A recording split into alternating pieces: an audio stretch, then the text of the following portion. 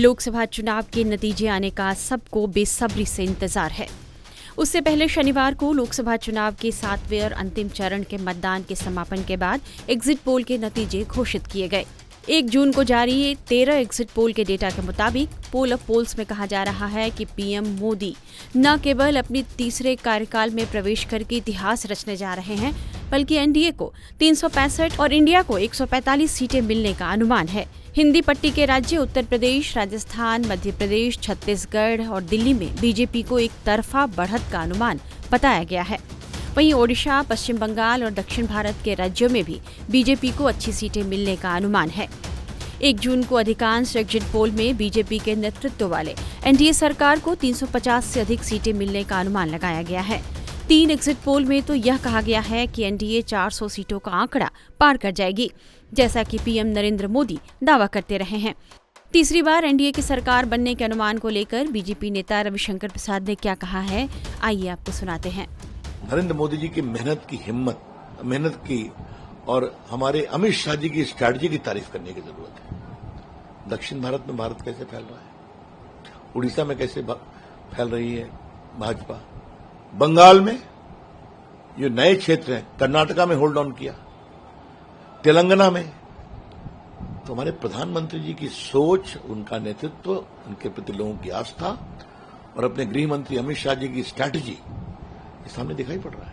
4 तारीख के बाद इंडियन अलायंस को कहां देखते हैं? ये मैं आपके ऊपर छोड़ देता हूं, कहां देखेंगे आप, छोड़ दीजिए आप। अवसरवादी, घृणा, नफरत और मोदी जी को अपमानित करने वाला ये गठबंधन लंबा चल सकता है क्या? कभी नहीं चलेगा। राहुल गांधी ने प्रेसिडेंट को लेटर लिखा है कि अग्निवीर मामले में इंटरफेयर कर रहे हो, क्या चल रहा है? बहुत बकबक कर चुके हो संसद में, मैंने भी जवाब दिया था। अब छोड़ दें। राहुल गांधी कोई चिट पकड़ा देता है, उसी पर लिखते हैं। अब लिखना बंद करें, अब 4 का इंतजार करें। सर, आखिरी सवाल है, रामकृपाल यादव के साथ मैं बहुत भर्त्सना करता हूं, वो एक बड़े नेता हैं, सांसद हैं। ये हताशा का परिचायक है। हारे हुए लोग, हारने वाले लोग अब हिंसा कर रहे हैं। मैं इसकी बहुत भर्त्सना करता हूं और पुलिस को सख्त कार्रवाई करनी चाहिए। इधर अधिकतर एग्जिट पोल में बीजेपी की अगुवाई वाली एनडीए को लोकसभा चुनाव में 350 से ज्यादा सीटें मिलने की संभावना को देखते हुए प्रधानमंत्री ने अपने तीसरे कार्यकाल की तैयारी शुरू कर दी है। वे सरकार के 100 दिन का एजेंडा तय करने के काम में जुट गए हैं। पीएम ने रविवार को करीब 7 बैठकों की अध्यक्षता की। प्रधानमंत्री ने देश में चल रही गर्मी की स्थिति और मानसून की शुरुआत की तैयारियों का भी जायजा लिया। विशेष रूप से पूर्वोत्तर के राज्यों में चक्रवात रेमल के बाद पैदा हुई स्थिति की भी समीक्षा की गई। प्रधानमंत्री विश्व पर्यावरण दिवस को बड़े पैमाने पर मनाने की तैयारियों पर भी चर्चा करने के लिए एक लंबी बैठक में शामिल हुए। मीडिया रिपोर्ट्स के मुताबिक इसमें से ही एक बैठक में पीएम मोदी ने नई सरकार के पहले 100 दिनों के कामकाज के रोड मैप पर लंबी चर्चा की और विचार मंथन किया।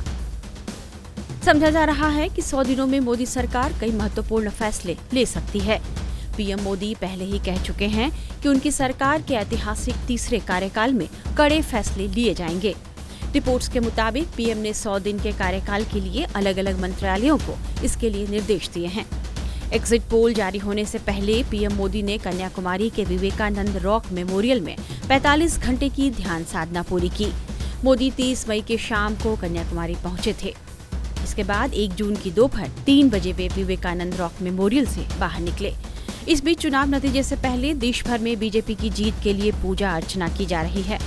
लोगों को उम्मीद है कि एग्जिट पोल के मुताबिक ही बीजेपी को इस बार प्रचंड जीत मिलने जा रही है। देश भर में बीजेपी की सीटें बढ़ने के अनुमान से पीएम मोदी की पैन इंडिया स्वीकार्यता बढ़ने की बात भी कही जा रही है।